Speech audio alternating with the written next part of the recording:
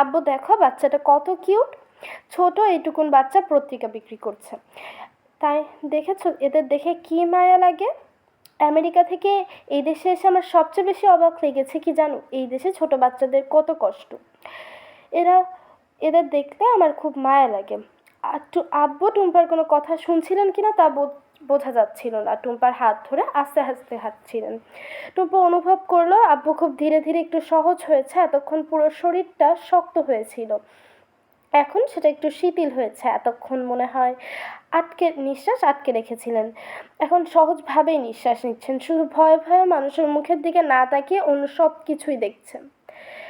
একটা গরু হেলতে দুলতে যাচ্ছিল, আব্বু খুব মনোযোগ দিয়ে সেটা দেখলেন এবং একটু হেসে ফেললেন। রাস্তার পাশে ময়লা জমে আছে, সেখানে কয়েকটা কাক জোরে জোরে কা কা শব্দ করে ঝগড়া করছিল। আব্বু সেটাও খুব মনোযোগ দিয়ে দেখলেন।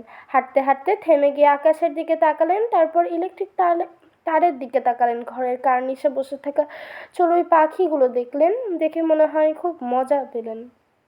টুম্পা জিজ্ঞেস করলো, আব্বু তুমি কোথায় বসবে? কেন, তোমার তো হেঁটে অভ্যেস নেই, টায়ার্ড হয়ে যাও না?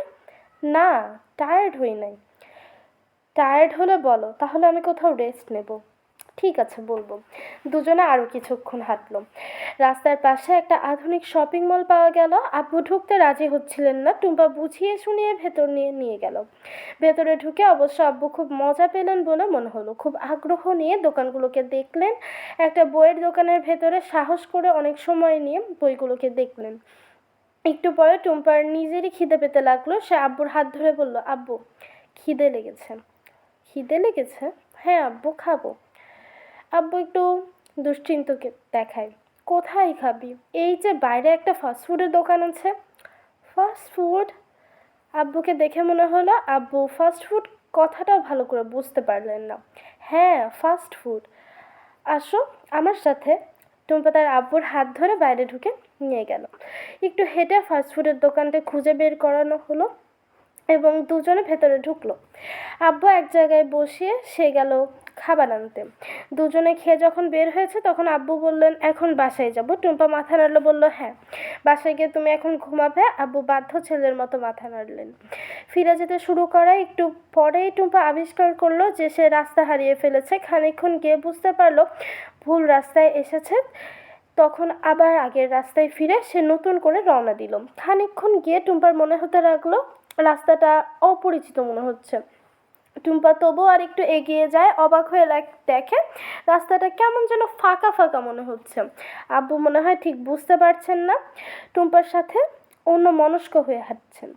টুম্পা তখন আবার ফিরে যাওয়ার জন্য রওনা দিচ্ছিল, তখন হঠাৎ কোণা থেকে কয়েকজন লোক ছুটে আসতে থাকে। তাদের ছুটে আসার ভঙ্গিটা দেখে টুম্পার বুক ধক ধক করে ওঠে।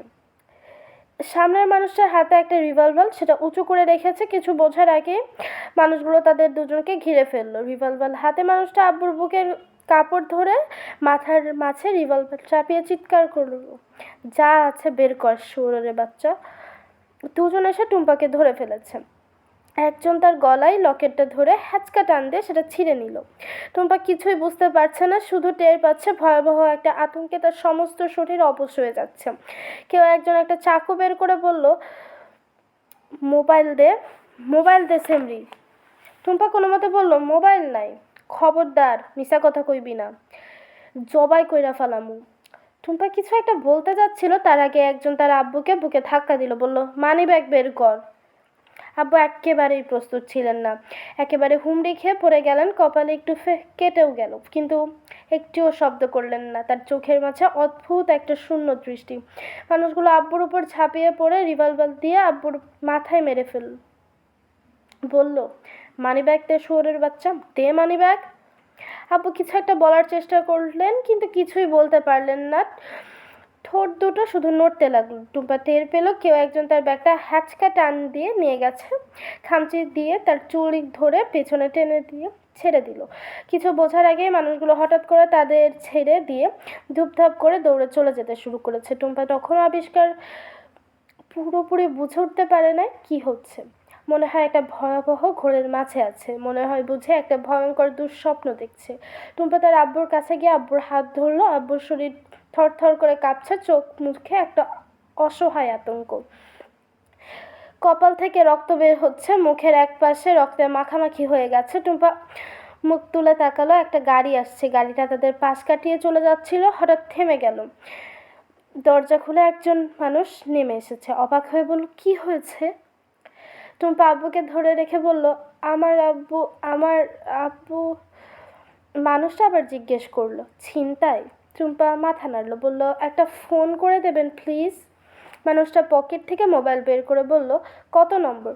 টুম্পা ছোট খালার নাম্বারটা দেয়, শুধু এই নাম্বারটাই তার জানা আছে। মানুষটি ছোট খালার কাছে যখন ফোন করেছে, টুম্পা তখন তার আব্বুকে ডাকলো, আব্বু আব্বু।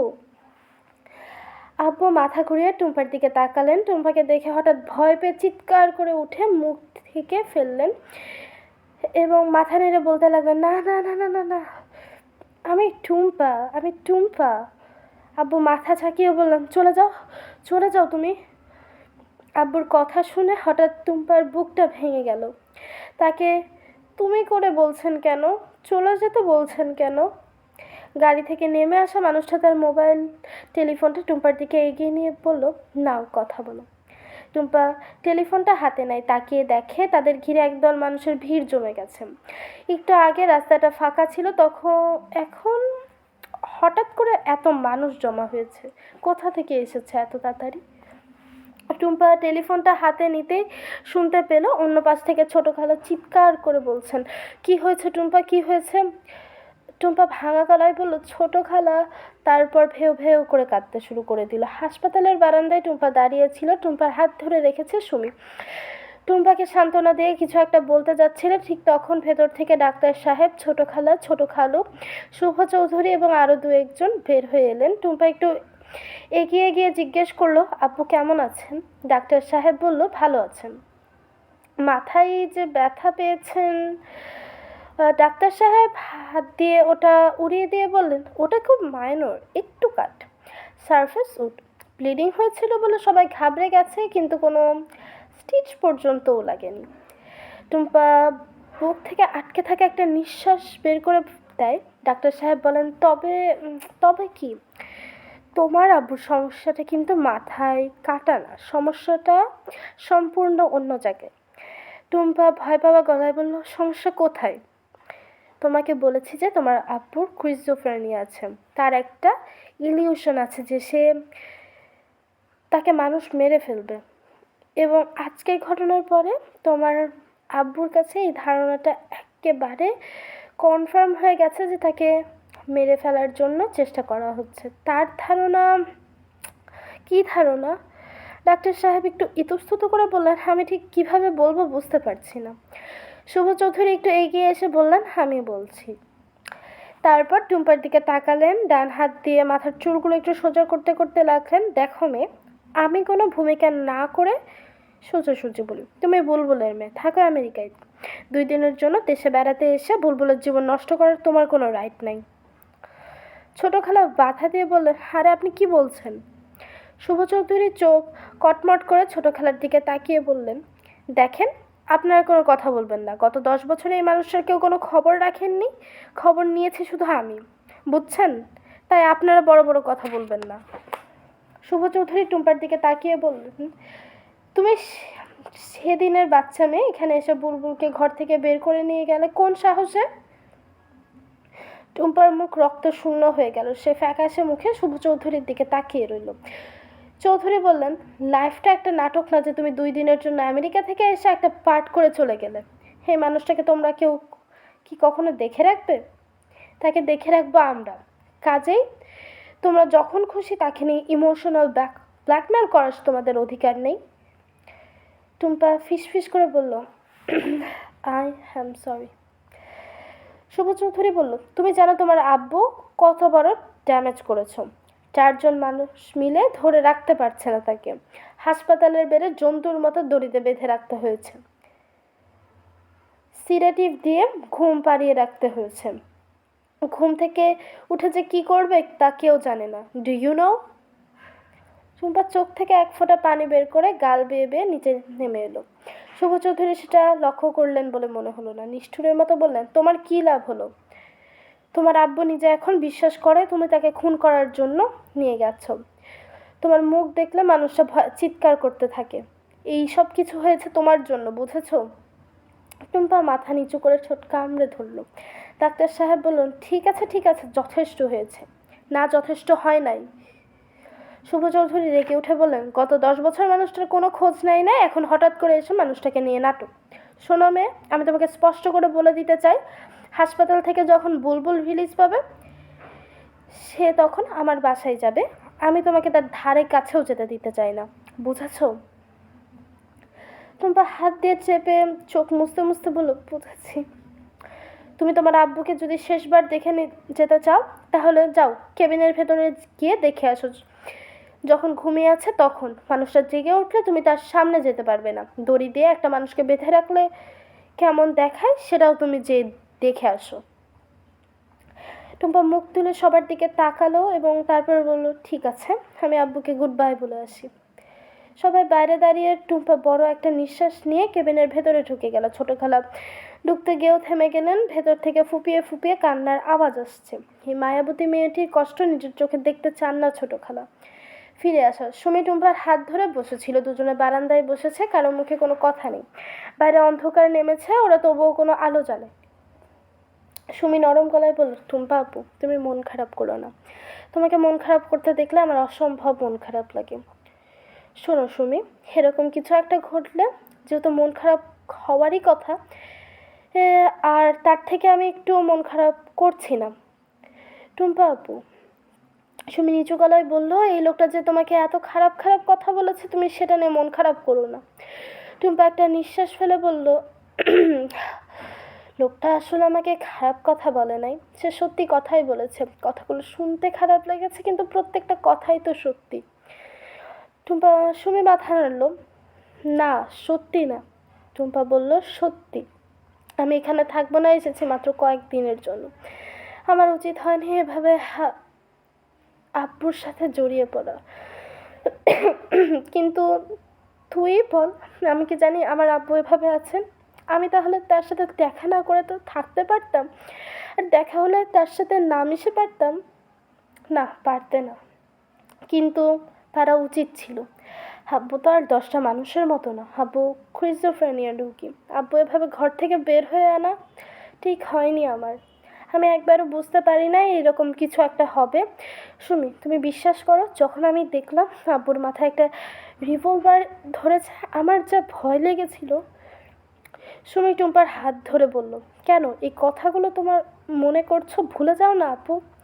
যদি ভুলে যাওয়ার একটা সুইচ থাকতো তাহলে আমি টুক করে সেই সুইচটা অফ করে দিয়ে সব কিছু ভুলে যেতাম।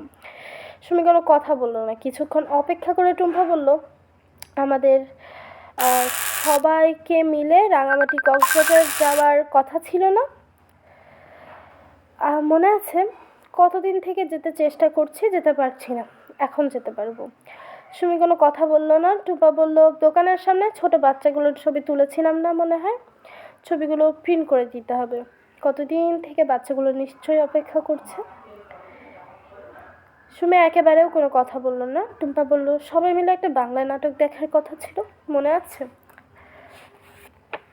আর একটা বাংলা সিনেমা, এখন আমরা সেটাও দেখব। বাংলাদেশে এসে আসলে আমি কিছুই করিনি। সুমি এবারেও কোনো কথা বলল না। দুজন চুপচাপ অন্ধকারে বসে রইল। রাত্রে খাবার টেবিলে আজকে কেউ বেশি কথা বলেনি। কথাবার্তায় কেউ একটিবারও সুমির আব্বুর কথা তুলল না। কথা যেহেতু ছিল ছোটো খালার রান্না, ছোটো খালুর অফিসের একজন বোকা অফিসার আর সুমির স্কুলের একজন রাজাকার টাইপ টিচারকে নিয়ে। খাবার শেষ করে আজ অন্যান্য দিনের মতোই সবাই বসে গল্প গুজব করলো না, যে যার মতো শুয়ে পড়লো। টুম্পা বিছানায় অনেক রাত পর্যন্ত নিঃশব্দে শুয়ে রইল। তার চোখে ঘুম আসছিল না। গভীর রাতে তার ঘরের দরজা খুললেন। ছোটো খালা এসে ঢুকলেন। নিচু গলায় বললেন, টুম্পা, মা ঘুমিয়ে পড়েছিস? না, ছোটো খালা ঘুমায়নি। ছোটো খালা মশারির ভেতরে থেকে ঢুকে টুম্পার মাথায় হাত বুলিয়ে দিয়ে বললেন, আমি খোঁজ নেওয়ার আগে হাসপাতালে ফোন করেছিলাম, তোর আব্বু ভালোই আছেন, কাল সকালে রিলিজ করে দিবে। থ্যাংক ইউ ছোটো খালা। আর তুই কোনো কিছু নিয়ে চিন্তা করিস না।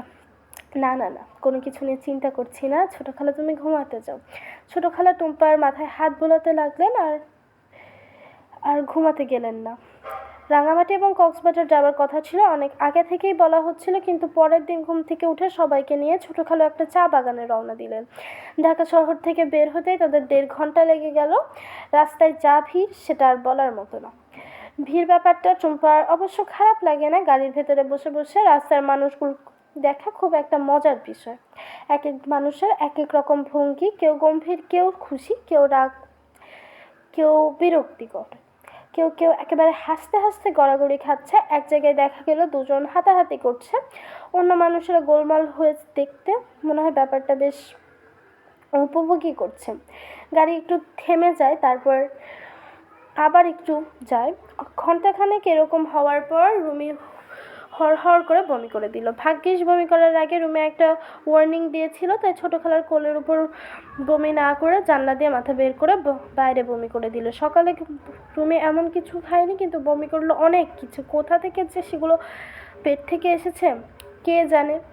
শেষ পর্যন্ত ভিড় পার হয়ে তারা হাইওয়েতে উঠে গেল। তখন রাস্তা মোটামুটি ফাঁকা। ফাঁকা রাস্তায় এসে টুম্পার মনে হলো ভিড়টা বুঝি ভালোই ছিল, কারণ গাড়ির ড্রাইভার ফাঁকা রাস্তায় যেভাবে গাড়ি চালাতে লাগলো দেখে মনে হতে লাগলো এটা গাড়ি নয়, এটা বুঝে একটা প্লেন।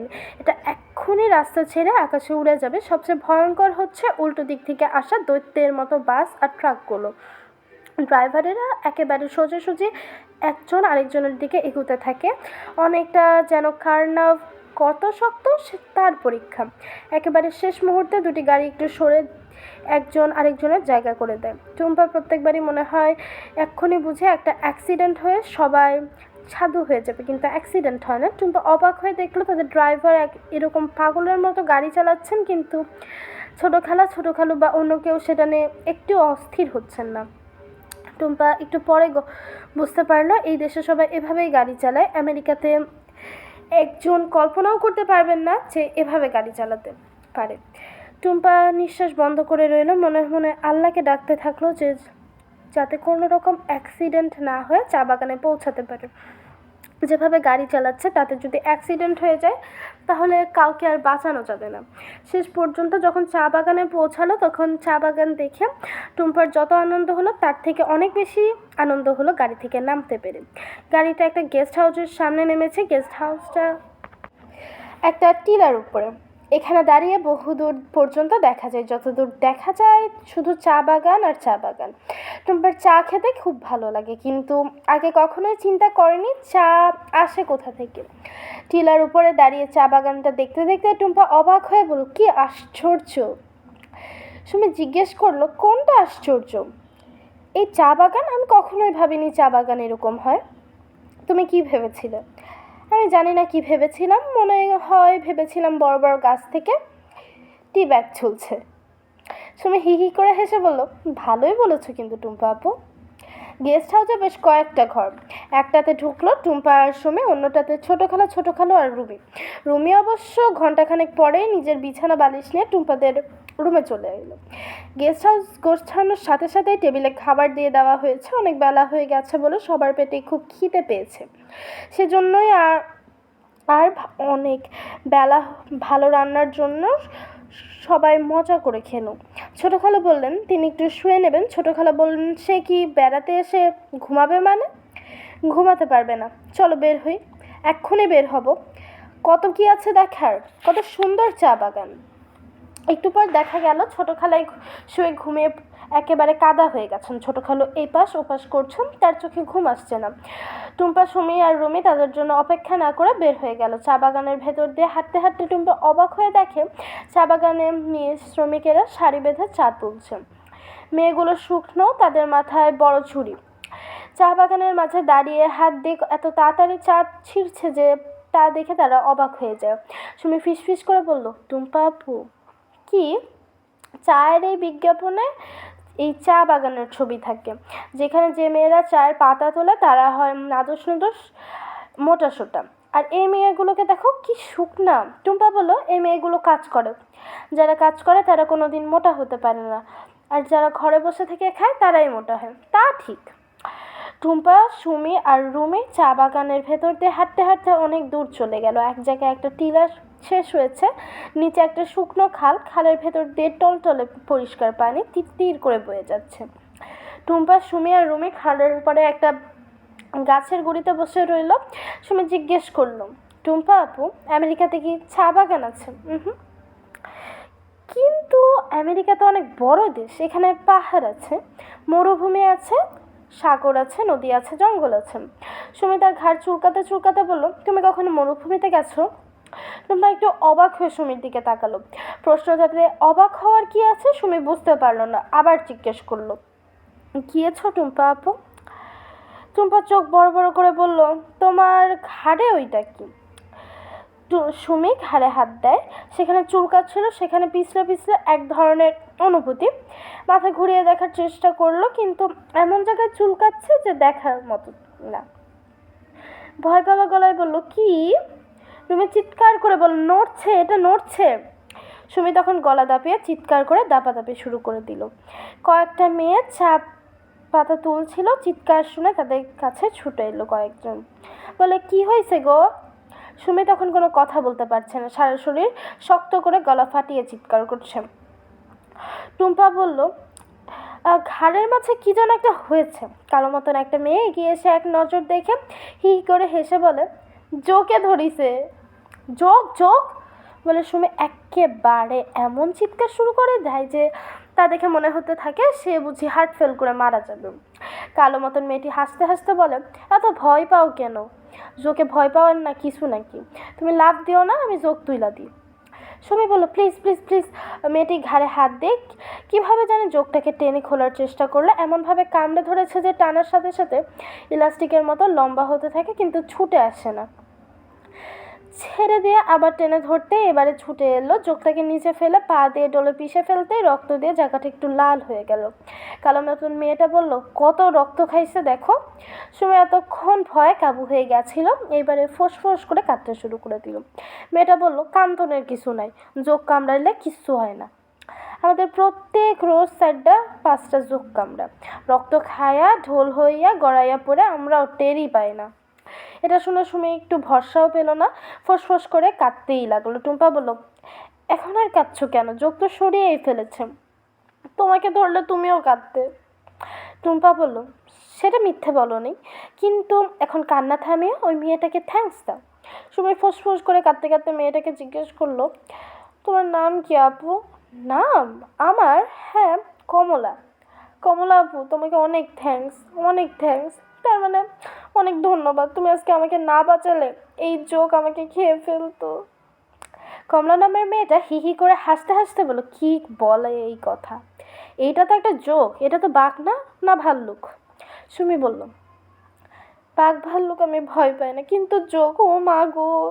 সবাই চা বাগান থেকে বিদায় নিয়ে ঢাকায় রওনা দিল পরদিন দুপুরবেলা।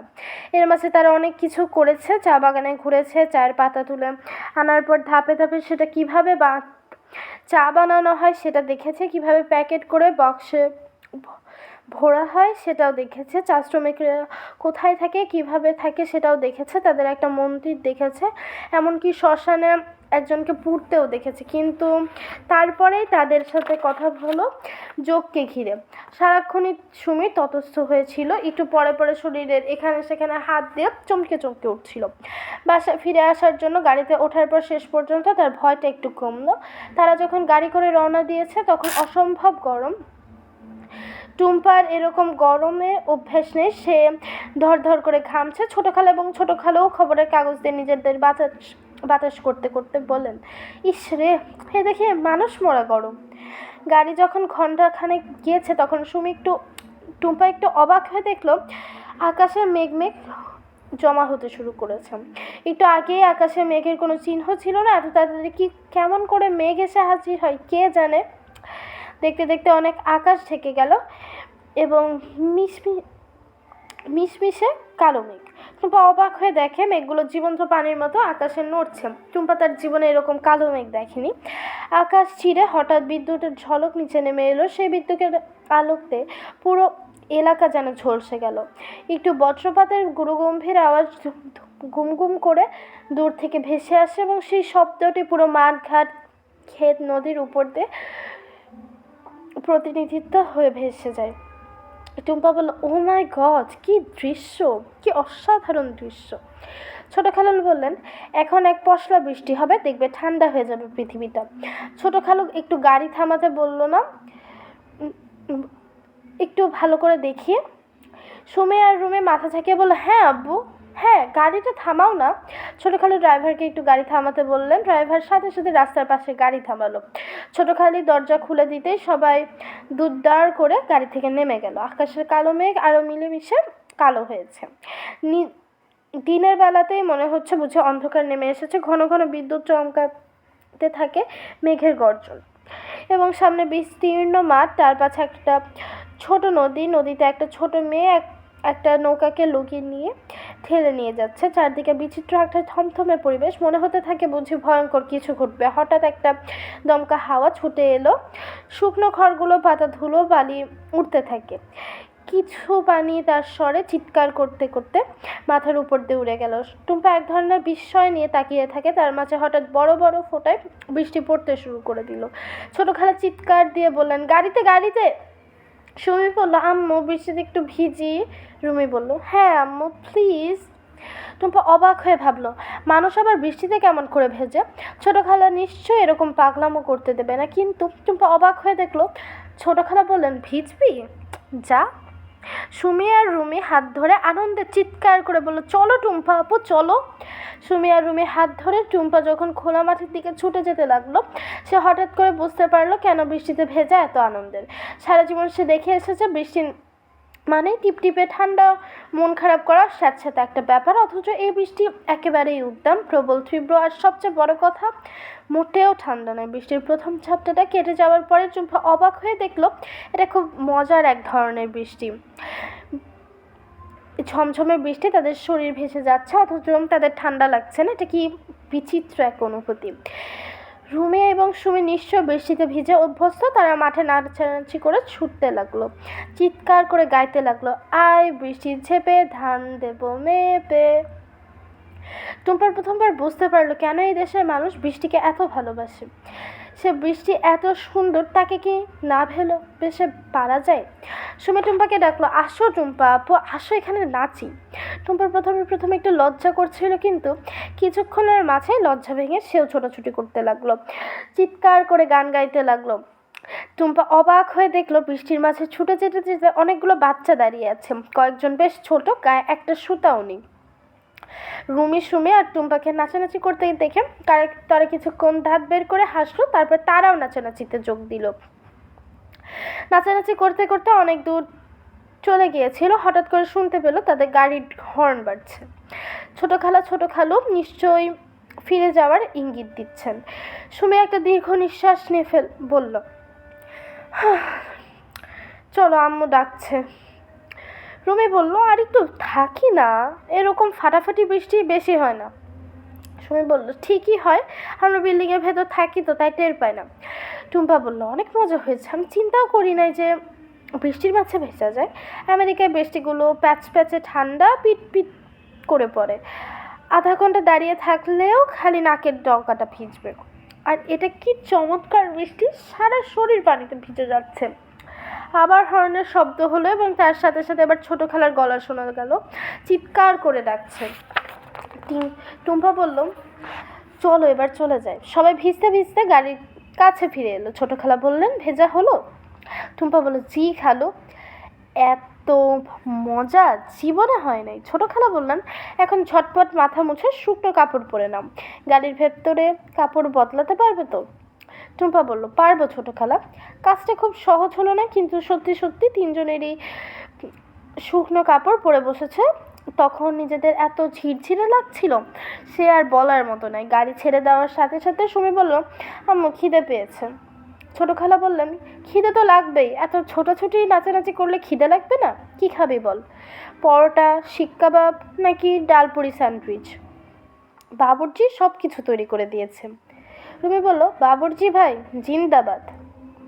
ওরা বাসায় পৌঁছালো রাত 12:30টায়। গাড়ি থেকে নেমে উপরে ওঠার সময় সবাই দেখলো সিঁড়িতে একজন গুটি মেরে বসে আছে। টুম্পা একটু অবাক হয়ে গিয়ে গেলেন, এবং মানুষটি মাথা তুলে বলল, টুম্পা। টুম্পা অবাক হয়ে দেখলো মানুষটি তার আব্বু, অভিমান। টুম্পা কয়েক মুহূর্ত কথা বলতে পারে না, অবাক হয়ে আব্বুর দিকে তাকিয়ে থাকে, কয়েকবার চেষ্টা করে। আব্বু, তুমি?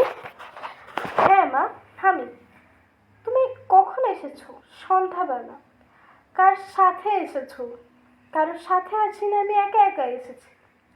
টুম্পা বিস্ফারিত কণ্ঠে বলল, একা? হ্যাঁ, আমি একা একা এসেছি। কেমন করে এসেছো?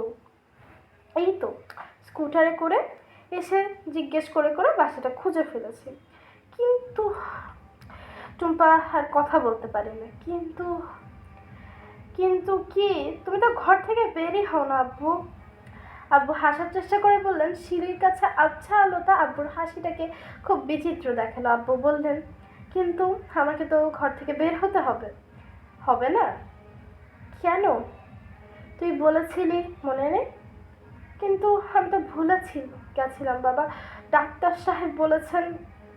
তুই ভুল বলিস নাই, ডাক্তার সাহেব ভুল বলেছে। আব্বু টুম্পার দিকে তাকিয়ে হাত বাড়িয়ে বললেন, আয় মা, টুম্পা আয়, আমার কাছে আয়, আমি খুব কষ্টের মাঝে আছি। টুম্পা মাথা ঘুরিয়ে তাকালো, দেখলো তার পিছনে সুমি রুবি চুপচাপ দাঁড়িয়ে আছে। আরও পিছনে গাড়ি থেকে নামতে নামতে ছোট খালা এবং খালুও নেমে থেমে আছেন। টুম্পাকে একা কথা বলতে গিয়ে তারা সবাই খুব আস্তে আস্তে উপরে উঠে গেল। আব্বু আবার ডাকলেন, বললেন, আয় মা টুম্পা, আয় আমার কাছে আস। টুম্পা মাথা নাড়ল আর বলল, না আব্বু না। আব্বু কেমন যেন অস্থির হয়ে উঠলেন। কেন না? আমি এসে খুব ক্ষতি করেছি তোমার। কে বলেছে? সবাই বলেছে, ডাক্তার সাহেবও বলেছে। কি বলেছেন? বলেছেন আমি অল্প কয়েকদিন জন্য এসে তোমার সব কিছু ওলটপালট করে দিচ্ছি। তুমি তোমার নিজের জীবনে একটা অভ্যস্ত হয়ে গিয়েছিলে। আব্বু কেমন যেন অবাক হয়ে বললেন, তুই ওলটপালট করে দিয়েছিস? হ্যাঁ আব্বু, আমি তোমার কোনো কিছু উলটপালট করে দিতে চাই না। কথা নেই বার্তা নেই। টুম্পা হাউমাউ করে কেঁদে দিল। আব্বু একটু অবাক হয়ে টুম্পার কাছে এগিয়ে এলেন, তার মাথায় হাত বুলিয়ে বললেন, তুই কাঁদছিস কেন মা? ডাক্তার সাহেব বলেছে তুমি আমাকে ভয় পাও, আমাকে তোমার কাছে না যেতে, আমি গেলে তোমার ক্ষতি হবে। আব্বু আস্তে আস্তে বলে, শোন টুম্পা, আমি অসুস্থ হতে পারি, আমি কিন্তু বোকা না, আমি সব বুঝি, কখনো কখনো ভুল জিনিস বুঝি, যেটা বোঝার না সেটাও বুঝি, কিন্তু আমি বুঝি। সবাই আমাকে বুঝিয়েছে আমার ঘরের ভেতরে বসে থাকতে হবে, ভয় পেয়ে দরজা বন্ধ করে বসে থাকতে হবে, কারণ আমি বাইরে যেতে পারবো না, বাইরে কিছুতেই যেতে পারবো না। আর তুই আমাকে কি বুঝিয়েছিস, কি বলেছিস আমাকে যে আমি বাইরে যেতে পারবো, আমার ভয়টাকে নিয়ে বাঁচা শিখতে হবে। আমি বসে বসে ভেবেছি, ভেবে কি বুঝেছি জানিস? কি আব্বু? ডাক্তারদের কথা ভুল, তোর কথা সত্যি। আমি চোখ খুলতেই দেখি আমার চারপাশে কত কি ভয়ের জিনিস, কিন্তু আমি জানি সেগুলো মিথ্যে। কেন মিথ্যা জানিস? কারণ তুই বলেছিস এসব মিথ্যা। আমি কোনোদিন কারো একটা কথাও বিশ্বাস করিনি, কিন্তু তোর কথা আমি বিশ্বাস করেছি। টুম্পা চোখ মুছে বলল, হ্যাঁ তুমি আমাকে ভয় পাও না আব্বু? ছি মা, নিজের মেয়েকে কেউ ভয় পায়? তুই আয় আমার কাছে। টুম্পা মাথা নাড়ালো, বলল, না আব্বু, ডাক্তার সাহেব বলেছে আমি যেন তোমার কাছে না যাই, আমি গেলে তোমার ক্ষতি হবে। আব্বু কেমন জানি আহত গলায় বললেন, তুই আমার কাছে আসবি না? আসতে চাই আব্বু, কিন্তু আমি জানি আমি যদি আসি তোমার ক্ষতি হবে। আমি যখন চলে যাব তখন তোমার অসুখটা বেড়ে যাবে, তখন তোমার অনেক কষ্ট হবে, কিন্তু কেউ তোমাকে দেখার জন্য তখন থাকবে না, তুমি একলা একলা কষ্ট পাবে, অনেক বেশি কষ্ট পাবে। টুম্পা কথাটা শেষ করার আগে আবার ভ্যাও ভ্যাও করে কেঁদে দিল। বাবা আস্তে আস্তে বলল, তুই তাহলে আমার কাছে আসবি না? আব্বু তখন আস্তে আস্তে সিঁড়ির উপরে বসলেন, দুই হাত দিয়ে মুখ থেকে কিছুক্ষণ বসে রইলেন এবং দুর্বলভাবে হাসলেন। বললেন, তুই যাবি মনে করে আমি আজকে আমার বাসাটা পরিষ্কার করেছিলাম, আমি দোকান থেকে তোর জন্য চিকেন বার্গার কিনে এনেছিলাম। টুম্পা ভাঙা গলায় বলল, I am sorry, I am very very sorry আব্বু। তোর জন্য একটা সারপ্রাইজ ছিল। কি সারপ্রাইজ? মনে আছে তুই আমাকে ছবি আঁকতে বলেছিলি, আমি ছবি আঁকতে পারছিলাম না। হ্যাঁ, আমি শেষ পর্যন্ত ছবি এঁকেছি। সত্যি? সত্যি আব্বু? সত্যি। আব্বু একটু হাসার চেষ্টা করে বললেন, অনেক দিন পর ছবি আঁকলাম, তাই অনেক সময় লেগেছে, কিন্তু মনে হয় শেষ পর্যন্ত যেটা আঁকতে চেয়েছিলাম সেটা আঁকতে পেরেছি। তোকে দেখে আমি অবাক করে দিতে চেয়েছিলাম। আব্বু একটু অপেক্ষা করে বললেন, টুম্পা, মা, তুই সত্যি যাবি না আমার সাথে? টুম্পা আর পারলো না, আব্বুর উপর ঝাঁপিয়ে পড়ে হাউমাউ করে কাঁদতে লাগলো। বলল, যাবো আব্বু, যাবো। সিঁড়ির উপরে ছোট খালা দাঁড়িয়েছিলেন, নিচু গলায় বললেন, টুম্পা। জি খালা। যাবার আগে তোর আব্বুকে একটু উপরে আয়, আমরা সবাই মিলে একটু গল্প গুজব করি। টুম্পা হাত ধরে বলল, আব্বু চলো। এক মুহূর্তের জন্য আব্বুর মুখে এক ধরনের অস্বস্তির ছাপ ফুটে গেল। আব্বু জোর করে সেটাকে সরিয়ে ফেলে বললেন, চলো। টুম্পা আব্বুর আঁকা ছবিটার দিকে হকচকিয়ে তাকিয়ে রইল। তার মনে হতে লাগলো তার বুঝি নিঃশ্বাস বন্ধ হয়ে যাবে। আমেরিকার কত আর্ট গ্যালারিতে গিয়ে সে কত অসাধারণ পেন্টিং দেখেছে, কিন্তু এই ছবিটার মতো কোনো কি তাকে এরকম অনুভূতি দিয়েছে? ছবিটার দিকে তাকিয়েই সে বুঝতে পারে এর মাঝে একটা মানুষের বিচিত্র একটা ভাবনা লুকিয়ে আছে, যে জগৎটার খোঁজ অন্য কেউ কোনোদিন পাবে না। ছবিটার মাঝে এক ধরনের বিষাদ লুকিয়ে আছে। কী জন্য লুকিয়ে আছে সে বুঝতে পারে না, শুধু অনুভব করতে পারে। টুম্পা আব্বুর হাত ধরে বলল, আব্বু তুমি এত সুন্দর ছবি আঁকতে পারো? আব্বু বাচ্চা ছেলের মতো খুশি হয়ে উঠলেন, বললেন, ভালো লেগেছে তোর? অসম্ভব আব্বু, ভালো লেগেছে, অসম্ভব ভালো। তুমি পৃথিবীর সবচেয়ে বড় আর্টিস্ট। ধুর বোকামে। আমি বোকা না আব্বু, আমি ভালো ছবি আর খারাপ ছবি বুঝি। পৃথিবীতে বিখ্যাত ছবি আছে আর ভালো ছবি আছে। সব বিখ্যাত ছবি না ভালো না, আবার সব ভালো ছবিও বিখ্যাত না। তোমার এটা অসম্ভব অসম্ভব ভালো ছবি আব্বু। আব্বু আবার বললেন, ধুর বোকামে। টুম্পা বলল, আব্বু তুমি আর আঁকবে না? আঁকবো, আঁকবো আব্বু, আমি দেখি তুমি কেমন করে আঁকো। তুই দেখবি? টুম্পা মাথা নাড়ল, বলল, হ্যাঁ আব্বু। একটু পর আব্বুর দিকে তাকিয়ে বলল, আব্বু কি মা, আমাকে ছবি আঁকা শিখাবে? তুই আঁকা শিখতে চাস? টুম্পা বলল, হ্যাঁ আব্বু, আমি বড় হয়ে তোমার মতো একজন আর্টিস্ট হতে চাই। আব্বু টুম্পার মাথায় হাত বুলিয়ে বললেন, দেখছিস, তুই আমার থেকেও বড় আর্টিস্ট হবি। ঠিক আছে দেখবো, কিন্তু এখন তুমি আরেকটা ছবি আঁকো, আমি দেখবো। আব্বু তখন ইজেলা একটা ক্যানভাস বসিয়ে আরেকটা ছবি আঁকতে শুরু করলেন। টুম্পা হতবাক হয়ে তাকিয়ে আছে। আব্বুর হাতের ছোঁয়ায় সাদা ক্যানভাসটি কি অপূর্ব একটা ছবি হয়ে উঠতে থাকে। টুম্পার কাছে মনে হতে থাকে কেউ যেন তার হাত ধরে একটা স্বপ্নের জগতে নিয়ে যাচ্ছে। যতই সামনে যাচ্ছে ততই সেটা রূপকথার জগতের মতো তার সামনে খুলে যাচ্ছে। ছবিটা শেষ করে আব্বু আরেকবার ছবি আঁকলেন, তারপর আরেকটা, তারপর আরেকটা, তারপর আঁকতেই থাকলেন। 2 সপ্তাহ পর আব্বুর ছোট বাছার মাঝে 21টা অ্যাক্রিলিকের ছবি জমা হয়ে গেল। এক একটি ছবি আরেকটা ছবি থেকে সুন্দর, বেশি রহস্যময়। টুম্পা তখন তার আব্বুর হাত ধরে বলল, আব্বু। আব্বু বললেন, কি মা, তোমার ছবির একটা এক্সিবিশন করি? আব্বু হা হা করে হেসে বললেন, ধুর বোকামে, এই অ্যাক্রিলিক পেইন্টের ছবির এক্সিবিশন কে দেখবে? এগুলো ছেলে মানুষের ছবি। টুম্পা বলল, আব্বু তুমি ছোট বাচ্চা পাওনি? আমি ভালো ছবি আর খারাপ ছবি বুঝি। তোমার এই ছবিগুলো এক্সিবিশন করে আমরা গ্যালারিতে দিয়ে দিব। আব্বু হাসলেন, বললেন, ধুর বোকা, এই ছবি গ্যালারিতে দিয়ে কী হবে? টুম্পা অবশ্য অসাধ্য সাধন করে ফেললো। ধানমন্ডিতে একটা গ্যালারি ভাড়া করলো, ছোটো খালু সেটার জন্য সাহায্য করলো। ছবি প্রদর্শনীর জন্য একটা কার্ড ছাপানো হলো। আব্বু নিজেই সেটা ডিজাইন করে দিলেন। ছাপানোর কাজে সাহায্য করলেন ছোটো খালা। টুম্পার সুমি কিনে সেই কার্ডগুলো সবার মাঝে বিতরণ করলো। এখানে সাহায্য করলো ছোটো খালার ড্রাইভার। খবরের কাগজে অফিসে যখন কার্ডগুলো বিলি করতে যাচ্ছিল তখন একটা মজার ঘটনা ঘটলো। গেটে একজন দারোয়ান তাদের থামালো, জিজ্ঞেস করলো কার সাথে দেখা করতে চাই। টুম্পা কিংবা সুমি পত্রিকার অফিসে কাউকেই চেনে না, তাই আমতা আমতা করে ব্যাপারটা বোঝানোর চেষ্টা করলো। একটা ছবির প্রদর্শনী হতে যাচ্ছে, তারা তার দাওয়াতের কার্ড দিতে এসেছে। দারোয়ান বলল তার হাতে দিয়ে যেতে, সে পৌঁছে দিতে। টুম্পা দিয়ে যেতেই যাচ্ছিল, সুমি রাজি হলো না। সে ভেতরে গিয়ে গুরুত্বপূর্ণ চেহারা কারোর সাথে দেখা করতে চায়। তখন এসব নিয়ে একটু কথা কাটাকাটি হচ্ছে। ঠিক তখন মাঝবয়সী একজন মানুষ অফিস থেকে বের হয়ে যাচ্ছিল। সে থামলো, জিজ্ঞেস করলো, কি হয়েছে? সুমি বলল, আমরা একটা দাওয়াতের কার্ড দিতে এসেছি, তিনি ভিতরে যেতে দিচ্ছেন না। দারোয়ান কিছু একটা বলতে যাচ্ছিল, মানুষটি তাকে থামিয়ে জিজ্ঞেস করলো, কিসের দাওয়াত? বিয়ে না জন্মদিন? টুম্পা বলল, না না না না না, এটা ছবির এক্সিবিশন। ও, মানুষের চোখে একটু কৌতূহল ফুটে উঠল। জিজ্ঞেস করলো কার ছবি। টুম্পা বলল বুলবুল রায়হানের সোলো এক্সিবিশন।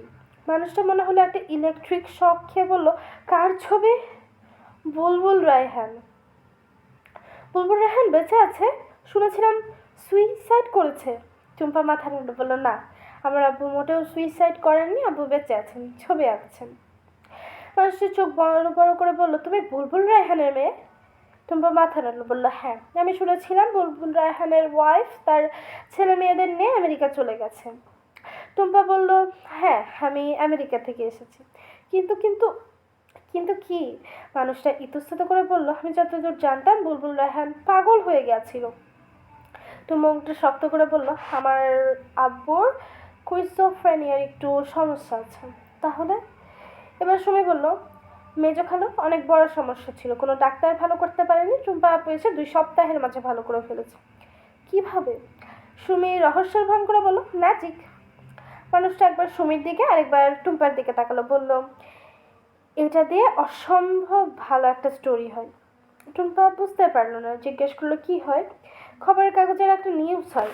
মানুষের টুম্পার দিকে তাকিয়ে বলল তুমি কি খুব ব্যস্ত? টুম্পা মাথা নাড়ল, বলল না।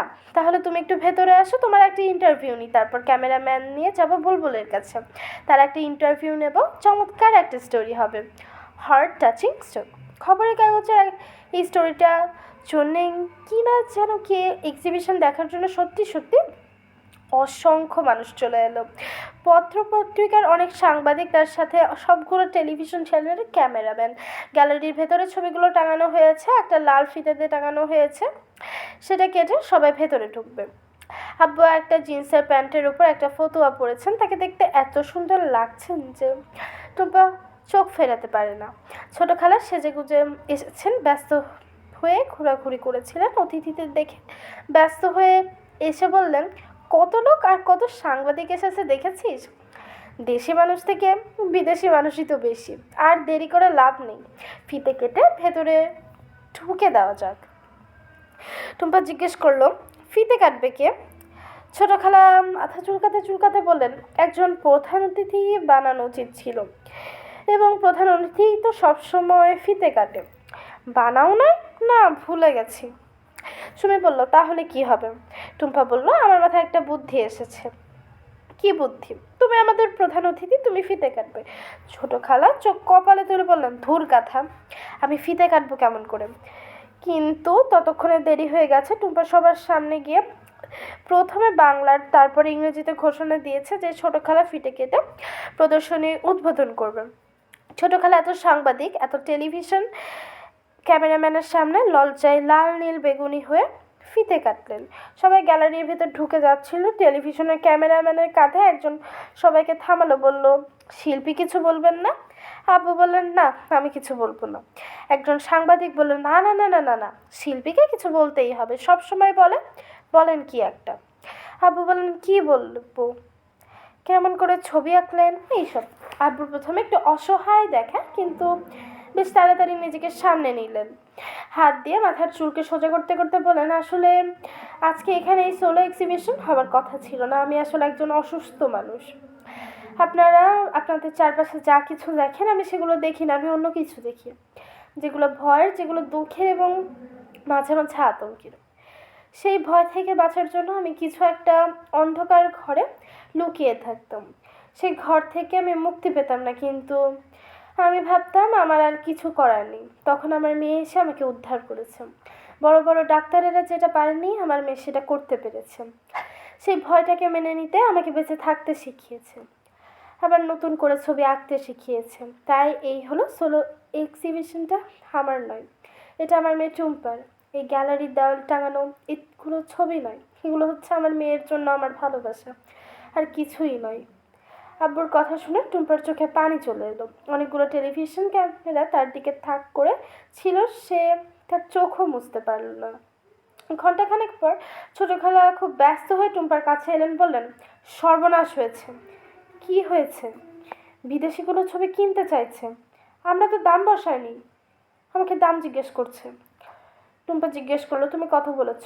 কিছু বলার আগেই বলল $1000 দেবে, 5টা কিনবে। কি মনে হয় তোর? পাঁচটা বললো আমি জানি না, তুমি একটু ছোটো খালুর সাথে ও, কথা বলে দেখো কী বলে। ছোটো খালা বললেন সেটাই ভালো। ছোটো খালা ভিড়ের মাঝে অদৃশ্য হয়ে গেলেন। টুম্পা তার আব্বুকে খুঁজে বের করার জন্য এদিক সেদিক তাকালো, আর আব্বুকে সে আবিষ্কার করেছে, সে একা, আর কেউ নয়। এই আব্বুটি এখন শুধু তার একার, আর কারো নয়, বৃষ্টি। ছোট খালা বললেন টুম্পা, তোর টেলিফোন, তোর আম্মা আমেরিকা থেকে। টুম্পা অনেকক্ষণ খবরের কাগজ নিয়ে বসেছিল, আব্বুর এক্সিবিশন নিয়ে সে খবর বের হয়েছে সেগুলো কেটে কেটে রাখছে। কাঁচি রেখে সে টেলিভিশন ধরতে গেলে কানে লাগিয়ে বলল হ্যালো।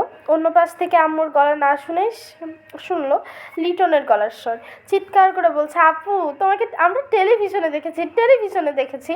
তাই নাকি? হ্যাঁ আপু, তুমি কথা বলছো অনেকগুলো মানুষ সেখানে। ইস কি মজা আপু, আমাকে নিয়ে গেলে না কেন? পরের বার তোকে নিয়ে আসবো আমি, দেখবি কি মজা হবে। এখানে যা মজার বৃষ্টি হয় তুই না দেখলে বিশ্বাসই করবি না। আমাদের এখানেও বৃষ্টি হয়েছে আপু। লিটন এরপর সেখানকার অনেক খুঁটিনাটি খবর দিতে শুরু করলো। লিটনের কথা সহজে শেষ হয় না বলে মনে হয়। আম্মু মাঝখান থেকে টেলিফোনটা নিয়ে টুম্পার সাথে কথা বলতে শুরু করলেন। টুম্পা, তোর কি খবর? ভালো আম্মু, তোকে আমরা টেলিভিশনে দেখেছি, আমি জানতাম না তুই তোর আব্বুকে খুঁজে পেয়েছিস। হ্যাঁ আম্মু, আমাকে তো কিছু বলিসনি। কীভাবে বলবো বুঝতে পারছিলাম না, অনেক কিছু হয়েছে এখানে, তা ঠিক করেছিলাম এসে বলবো। তোমরা যে টেলিভিশন দেখে ফেলবে বুঝিনি আম্মু। হ্যাঁ, আজকাল তো সব দেখা যায়। আম্মু একটু উপেক্ষা করে বললেন কেমন আছে বুলবুল? টেলিভিশনে তো ভালোই দেখলাম, এখন ভালোই আছে মাম্মু। প্রথম যখন খুঁজে পেয়েছিলাম তখন খুব ভয়ঙ্কর অবস্থা ছিল, আমি চিন্তা করতেও পারবে না। আম্মু বলেন আমি জানি, আসলে আসলে কি, মানুষটাকে ছেড়ে চলে আসা ঠিক হয়নি। সমস্যা ছিল আমার, যেটা ফেস করার সাহস পাইনি, ভয় পেয়েছিলাম। কই, তুমি তো আমাকে কখনো বলোনি। হ্যাঁ বলিনি, কি বলবো, বলতে খারাপ লাগতো, লজ্জা লাগতো, তখন বয়স কম ছিল, কি করতে হবে বুঝি নাই। আমার গলাটা হঠাৎ ভেঙে গেল। বললো টুম্পা বললো আম্মু আপসেট হয়ে না প্লিজ। এখন মনে হচ্ছে আমার আর একটু চেষ্টা করার উচিত ছিল। আমি করি না, ছেড়ে চলে এসেছি, সেলফিশের মতো কাজ করেছি। থাকুক আম্মু, এসব নিয়ে পরে কথা বলবো। ঠিক আছে। আম্মু একটা নিঃশ্বাস ফেলে বললেন তোর তো চলে আসার সময় হয়েছে। হ্যাঁ আম্মু, আর 2 দিন। তুই চলে এলে বুলবুল একটু মন খারাপ করবে না? বললো আমি সেই কথাটা এখন চিন্তা করতে চাই না আম্মু। তুমি আরও কিছুক্ষণ তার আম্মুর সাথে কথা বললো। ফোন রেখে দেওয়ার আগে আম্মু বললেন তোর সে টিচার আমাকে ফোন করেছিল, মিসেস হ্যানরিকসন। কেন আম্মু? জানি না, তোকে খুঁজছে, খুব নাকি দরকার। তোর ছোট খালার নম্বর নিয়েছে, ফোন করবে মনে হয়, তার নাম্বারটাও দিয়েছে, লিখে নিবি? আমার কাছে মিসেস হ্যানরিকসনের নাম্বার আছে। ঠিক আছে তাহলে, খোদাহাফেজ। খোদাহাফেজ মাম্মু। পরের দিন রাতে মিসেস হ্যানরিকসন ফোন করলেন। টুপা অবাক হয়ে বলল কি খবর মিসেস হ্যানরিকসন, তুমি বাংলাদেশে আমাকে খুঁজে বের করে ফেলেছো? মিসেস হ্যানরিকসন বললেন এখন পৃথিবীটা কত ছোট হয়ে গেছে, বাংলাদেশ আর আমেরিকা কি বেশি দূরে নাকি? পুরো পৃথিবীটা এখন একটা দেশের মতো, যে কোনো মানুষ যে কোনো দেশে থাকতে পারে। টুম্পা একটু ভদ্রতা করে বলল তুমি ঠিকই বলেছো, এখন সবসময় উচিত এক দেশের মানুষ অন্য দেশে যাওয়া, অন্য দেশে থাকা, তাহলে পৃথিবীর সব মানুষ মিলে একটা জাতি হতে পারবে। টুম্পা আবার ভদ্রতা করে বলল তুমি ঠিকই বলেছো মিসেস হ্যানরিকসন। যাই হোক, আমি অবশ্য তোমার সাথে ফিলোসফি নিয়ে আলোচনা করার জন্য এই দুপুর রাতে ফোন করিনি, অন্য একটা বিষয় নিয়ে আলাপ করার জন্য ফোন করেছি। কি বিষয় মিসেস হ্যানরিকসন? এই এলাকায় সামারে থাকার জন্য একজন আর্টিস্ট আসছে, মিস্টার কিম্বার্লি। খুব ভালো আর্টিস্ট, বিখ্যাত না কিন্তু ভালো। আমার সাথে কয়েকদিন আগে দেখা হয়েছিল, যারা ছবি আঁকতে পছন্দ করে তাদেরকে সময় দিতে রাজি হয়েছে, নানা রকম টেকনিক শেখাবেন। সত্যিকারের আর্টিস্ট কেমন করে আঁকে, চিন্তা করে কিভাবে, এইসব খুঁটিনাটি। টুম্পা খুব খুব করে হেসে বললাম মিসেস হ্যানরিকসন তুমি বিশ্বাস করবে না এখানে কি হয়েছে। আমি একজন বিখ্যাত আর ভালো আর্টিস্টের সাথে সময় কাটাচ্ছি, অনেকগুলো ছবি এঁকেছে আমি দেখেছি, আমাকে একেবারে হাতে ধরে ছবি আঁকা শিখিয়েছে। সত্যি? হ্যাঁ। তাহলে তো ভালোই, তুমি তাহলে শুধু এখানে ফিরে আসতে চাইছো কেন, থেকে যাও। টুম্পা বলল আমার মাঝে মাঝে তাই ইচ্ছে করে, কিন্তু আসতে তো হবে। মিসেস হ্যানরিকসন আরও কিছুক্ষণ টেলিফোনে কথা বলে টেলিফোন রেখে দিলেন। সুমি বলল তোমাদের টিচাররা কি সুইট, একেবারে আমেরিকা থেকে ফোন করে তোমার খোঁজ নাই। সবাই না, শুধু মিসেস হ্যানরিকসন। মিসেস হ্যান্ড্রিকসন একজন অন্যরকম টিচার। দেখতে দেখতে টুম্পার ফিরে যায়